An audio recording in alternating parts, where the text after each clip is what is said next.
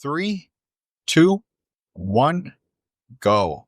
Good morning. Good morning, everyone. Welcome back to another episode of our Sunday Q&A. I just made a comment to my dad here that we went from every other week, and now I think this is our 6th week in a row of doing this video. We're going to get people used to this. I know. I know. Lots of pressure. We'll take, no, but you know what? We have really good comments here. And so it's hard not to bring up some of these comments sometimes. You know what I mean? Some of them are really interesting. Some of them, you just really want to respond to. So yeah, that's what we're doing here. If you have any comments that you'd like to leave and that you'd like us to address, leave them in the description, in the comment section below this video. And let's get right into it. So first comment here comes from Charles McLeod 5037. And Charles says, generally, I like your content. Thank you. I feel that you are excusing mortgage fraud by saying not 100% truthful on the mortgage applications. This is exactly why it is going to make the crash a calamity. Once banks start foreclosing and getting whatever they can get, watch out prices. So he feels like you are excusing mortgage fraud by saying that they are not 100% truthful on mortgage applications. Is there anybody that watches us that, has watched several shows that thinks I excuse mortgage fraud? I'm not excusing mortgage fraud, but it isn't 100% true application and mortgage fraud. Yeah. There's some that are not totally truthful on their mortgage, but it's not more, there's levels of fraud, but there's lots of mortgage fraud going on. And I vote yes to anybody caught in any capacity committing mortgage fraud should go to jail. So okay, let's seriously, let's talk about this. I can't be more clear. So would you consider mortgage fraud? So would you send a couple to jail if they use a parent as a cosigner to get approved for a higher amount? No, that's perfectly legal. I don't recommend it as the parent's not going to be paying any portion towards the mortgage, and everyone knows that. Well, it's not fraud. So, okay. I don't consider that as mortgage fraud. Mortgage fraud is the flat. Are on the hook. Yeah. The bank does have the capacity to go after the parents if they don't pay. Well, this was the point I wanted to make by bringing up this example. There's, like you said, there's mortgage fraud, and then there's factual mortgage by doing everything correctly and by the book. And then there's everything in between, right? So some people say that because, couples will get a parent to co-sign, that's what increases prices, right? And so that they consider that mortgage fraud because the person that is paying, people would consider that mortgage fraud? I think so. I've read that in the comments before. Well, if the parent has no intention of paying and it's just, hey, we need another $200,000 and we can't get approved without your income, that is not going to be used towards the mortgage. That's a bad financial decision for the parents and their children getting together to do this. That's just a bad financial decision. However, the person or the entity that's giving the money, in most cases the bank, does have the capacity to go after the parents. So I get that they have the, but that's where it's funny because we had this discussion a couple months ago, and I forgot that we've had it. But the bank is giving those funds on the premise that all of those incomes are contributing. That's the point, right? So if the parent makes, $200,000 and the kids make combined $200,000, the bank is saying, okay, there are $400,000 worth of income that will be able to handle this mortgage. That's how they're right? looking at it. So that's how they're looking at it, but that's not true. No, but it is true, because if the kids don't pay all of it, No, I get that. I get that the parents- consequences will still apply to the yeah, parents. yeah. So that's why I And the see it different. consequences will Maybe I'm still- wrong, folks. Will Let me still know in the apply to the comments. parents, But but mortgage fraud, to me, like the people Mortgage that should fraud go is- to jail. it's the guy that told us that he is a guy with Photoshop that can make any Yeah, he can make any documents. Their wife, the wife works at home. Well, doesn't work at home. The wife is a housewife, but they create documents, T4 slips, everything, pay stubs, Yeah. bank account. They create everything to show that she earns $100,000 a year, or whatever the case may be. Yeah. That's straight out That's fraud. straight out fraud. And that, to me, definitely. Yeah. groups of people should go to jail. And obviously, you got to prove that they knew. So the buyer should go to jail because they knew. The mortgage person that puts this through knows about it, Mhm. often is the one creating it, should go to Well, jail. they quarterback that entire If process. the lawyer happens to know and does also should go to jail. Like, that's my attitude. If the person at the bank knew, they should go to jail. Yeah. It's clear. It's financial fraud. Yeah. There should be no, oh, well, you didn't know. It's not your fault. Prices are so high. You Yeah. did what you could. No. Yeah. I And agree. the bank manager who knows that this stuff is going on and turns a blind eye should also, at the very, very least, lose their job, not able to work in another bank. Sorry. That's my attitude towards it. If I stuttered along the process there of me saying what I think and you're still wondering my position on mortgage Yeah. fraud, replay this video back slowly. Yeah. Yeah. You know what? It was such a crazy time because, So did I got all feel worked like- up there? I feel like we Probably during Should have been more during those times, like when things were going up like crazy. I just remember being so shocked to how upfront these people were, like sending emails saying, hey, we'll can get you approved no Yeah. matter what. Like, don't worry about sending emails, It's in writing. just so bold about what they were doing. And Like they all work for Oprah. Yeah. You get a home, Yeah, and you yeah. get a home, and you get a home. It was incredible. But yeah, so you know what though? I think a lot of those people are really feeling the burn right now. So maybe there's a bit of a silver lining there, right? Some are. Next Absolutely. comment here comes from Pink Sushi JP. And Pink Sushi says, many good points. Oh, sorry, I should preface this. This is with regards to the video where we were talking about be careful selling, renting your home back to the buyer. To the seller. To the seller. Yes. Yeah. So somebody And buys a home, Somebody buys a home. the buyer buys, Yes. and the seller says, I want to stay here another 6 months. Yes. Correct. So the buyer buys and rents it back. Although the Mhm. buyer is buying not as an investment. Yeah, correct.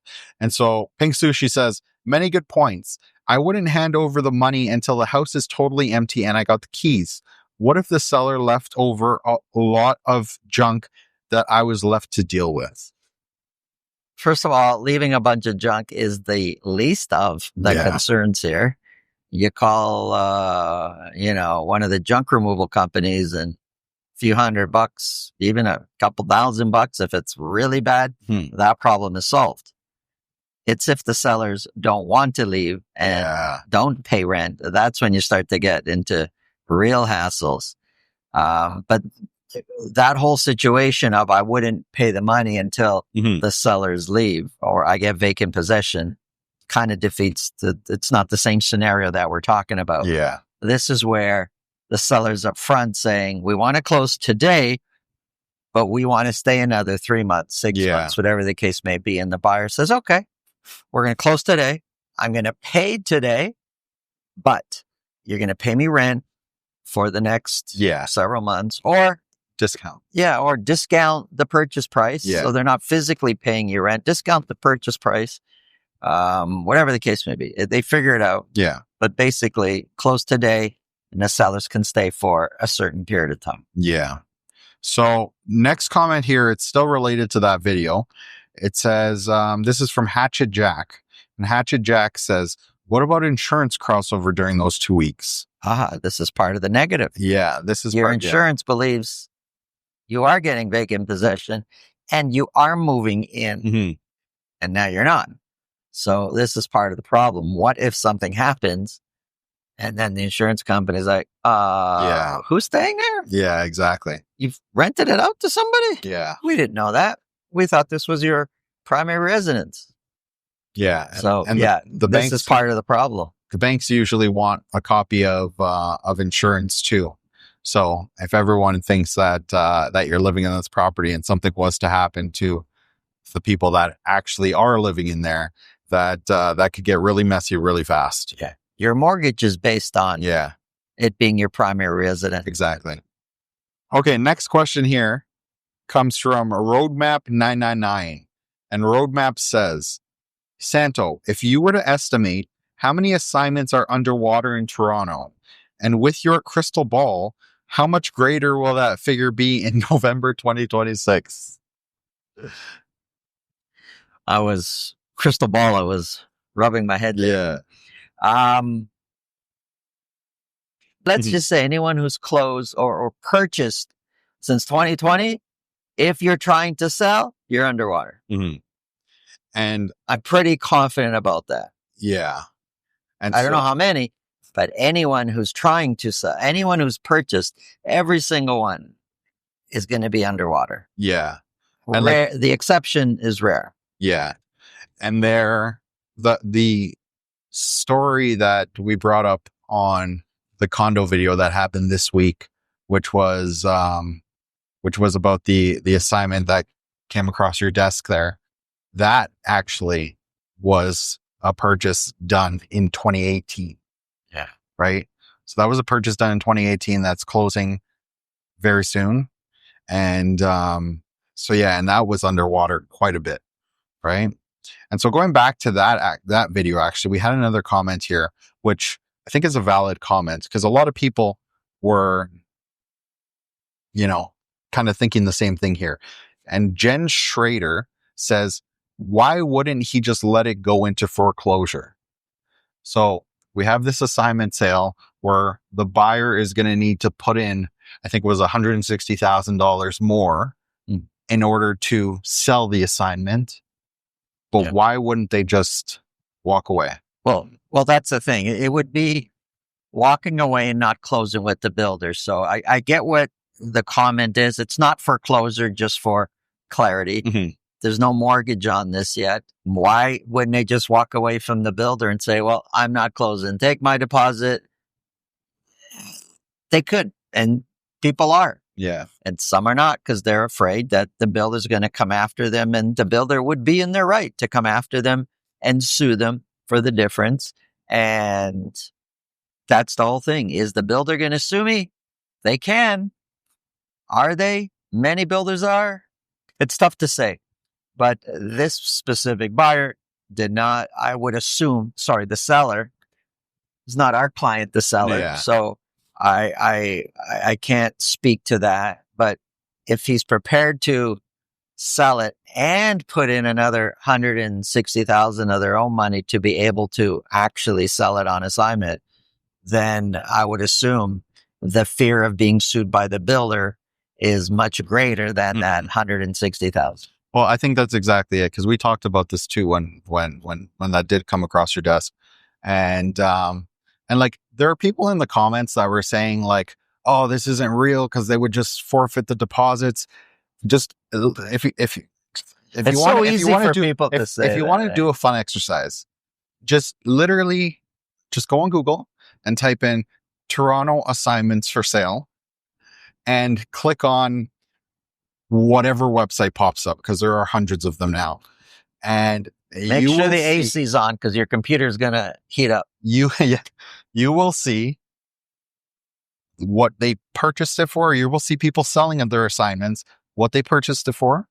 You will see all the deposits paid, the amount that they've paid in deposits, and you will see the amount that they are willing to put in because now they're trying to sell them at the price that can actually might get it to move. And you'll see that there's many people, like the story that we told was not special in any way. It's not an anomaly in any way. Yeah. Many people that are trying to sell and willing to put some money in order to kind of wash their hands of the deal. Because you know what? If you do get sued by the builder, or if you do get sued in general, you know, it's not a good situation. There are ways they can try and recover their money, and none of them are good. And you know, we had this conversation too about, you know, a lot of these buyers are foreign buyers, right? A lot of these people that purchased as investments, a lot of them were foreign buyers. And so, you know, I guess in some situations, they'd probably just be able to, you know, not pick up the phone. You're just not going to come to Canada anymore, but they're not in the country. Not pick up the phone, and I would suspect the one that we're talking about was a foreign buyer, the one that we illustrated in our show. Yeah. But yeah, so it's going to be really interesting to see what happens. But yeah, if you want to, I can't believe people thought that was fake. Like I said, go to Toronto assignments for sale, and you'll see many people. Close your eyes, pick one that are willing to put in some extra money to wash their hands of a deal so that they don't get caught in any lawsuits. But okay, next comment here comes from Trap Sunk. And Trap Sunk says, I've seen a condo go from sold conditional to back on the market. What does it mean for a potential buyer, and does this happen often? Condo, sold conditional, back on the market. You're speaking about a condo, but it could happen with any property, any purchase. It is fairly common for a property to be sold conditional. There could be any number of conditions. The top two are financing condition and home inspection condition. And then if you're talking condo, it's status review condition. Those are the more common types of conditions. And so the buyer's within their right to get their financing in order, do their home inspection, review the status certificate with their lawyer. And if something comes back not satisfactory, then the buyer has three choices. Just accept it and say, okay, I understand there's a problem, but I'm willing to still accept and move forward with the sale. Or two, it's so bad that the buyer would be well within their right to back out and say, forget it, I don't want this property anymore, and they'd get their deposit back without any penalties. Or three, they could renegotiate. So any number of those can happen. So for a buyer to back out, then the property gets put back on the market for sale is common. It doesn't happen a lot, but it's no surprise that we see them happening for any number of reasons. And one quick tip I will give to anyone that's watching here. If you ask a listing agent, so the listing person that listed the, whatever, it's a condo, house, whatever it is, if you ask them, hey, this one sold conditional and now it's back on the market, why is what that? happened? The answer I know the answer. The only answer you will get is, the buyer didn't qualify for financing. Because they will never tell you that there was something wrong with the unit in the inspection. Oh yeah, they found a big leak in the basement. Yeah. And so they'll never tell you that. Or they won't tell you that something's wrong with the status. Yeah. Status certificate. So yeah, just a quick little tip for you, just in case. But okay, next comment here comes from Mint Incorporated. And Mint Incorporated says, hello, Santo and Son. Hello, Mint. That has a kind of cool ring to it. Santo and Son? Santo and Son. If I say Sanford and Son, do you know the show? No. You don't know the show? No. One of the greatest shows ever on TV. Folks, if you know Sanford and Son, let us know in the comments. Sanford and Son, great show. That sounds old. Anyways, Mint Incorporated says, hello, Santo and Son. I am not a professional in real estate by any means, but as a person who has been following real estate in the GTA very closely the last 4 or 5 years, I have noticed that between November and December, sales usually tend to spike upwards. What do you think the reason for that was? Considering the weather conditions are usually not favorable, I would have thought, in brackets he says, I would have thought spring and summer would have been busiest. Did you also notice in the areas you provided your services And do you see this trend continuing in this type of market? He mentioned sales normally spike in November, December. Yeah. Is that what he's saying? I would agree with sales normally spike September, October, November, because they're in the summer. Mhm. July and August, they tend to trend down. Sales, we're talking. And then September, October, November, a little iffy, depends on which year, but part of November, yes.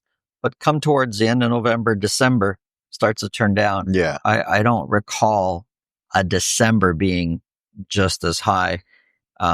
December normally takes an aggressive spike down.